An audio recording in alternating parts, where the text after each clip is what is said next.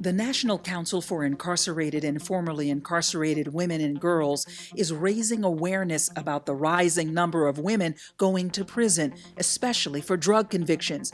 They often receive unfair, long-term sentencing for nonviolent crimes. A disproportionate number of them are poor women and women of color. That's why the council held this forum at Philadelphia's historically Black Lincoln University. The event was hosted by the nonprofit group Mothers in Charge. Mothers in Charge is a grassroots, community-based organization made up of mothers, grandmothers, aunts, and sisters, most of whom have lost a son, daughter, or loved one to violence. Dorothy Johnson Spite, a graduate of Lincoln University, lost her 24-year-old son Khalik to gun violence. He was shot to death because of a parking space dispute. She founded Mothers in Charge to cope with the pain and to advocate for families affected by violence. Her group works to prevent and intervene on issues related to violence, and now the group's advocacy has grown. Several years ago, we got involved with women who were incarcerated because of a woman by the name of Lisa in the Philadelphia County Prison whose son was murdered on the streets of Philadelphia while she was incarcerated. And that mission to help incarcerated women meshed with the crusade Denise James was championing. The former criminal defense attorney was sentenced in 2009 to a 2-year federal prison term at the Danbury, Connecticut prison. Didn't think that there was anything more that anybody could tell me about how broken our criminal justice system is, how it targets poor people, how it targets poor people of color, white and black. While in prison, she founded Families for Justice as Healing to advocate for incarcerated women.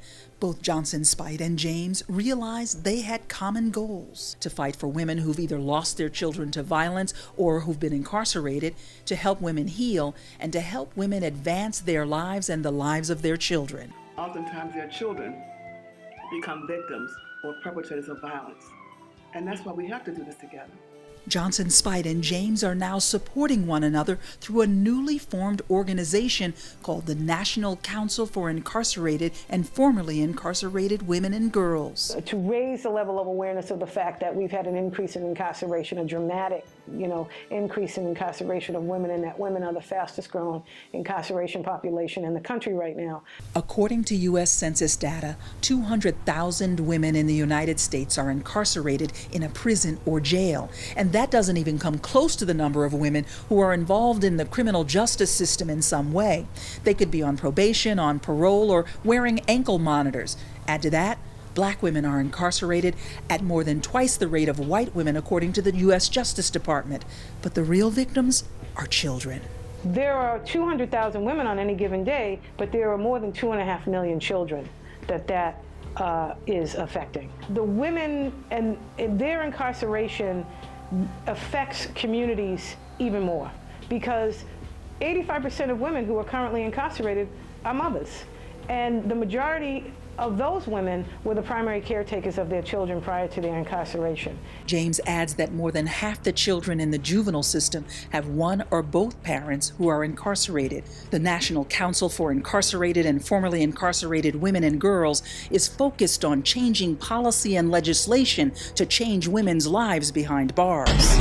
We need a platform that space is held by us, so we unapologetically hold that space on behalf of women. Not that we don't care about our brothers, of course we do.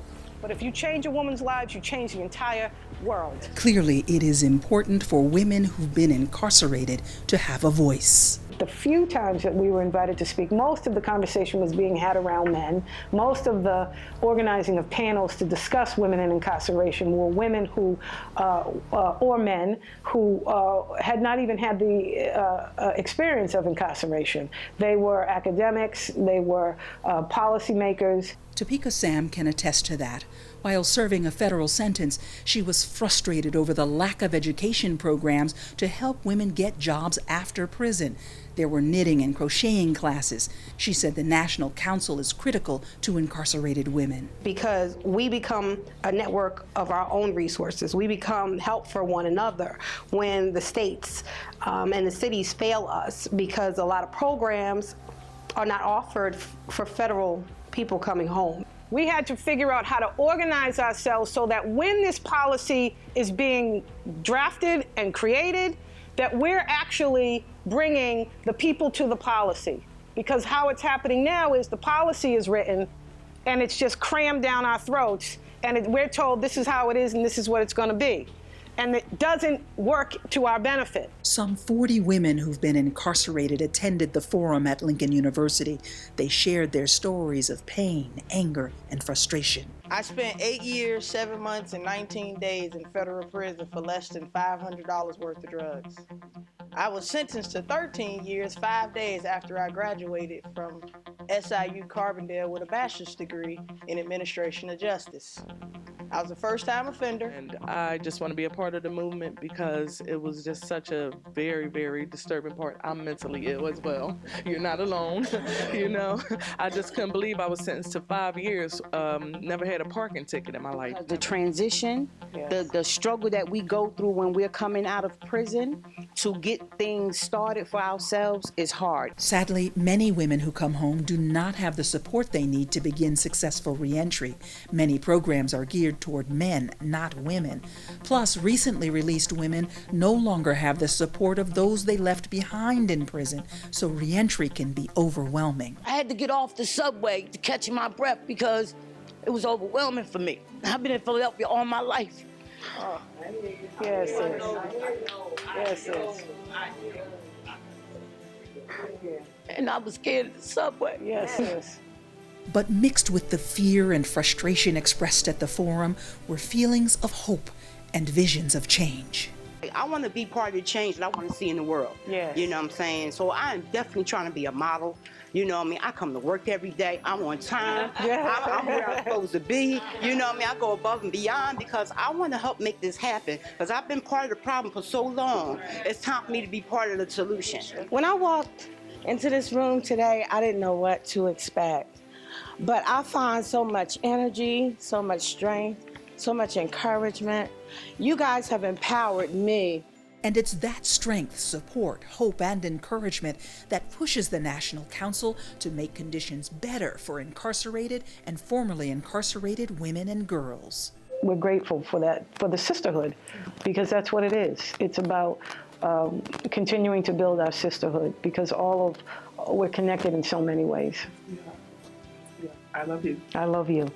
Thank you. I love you so much.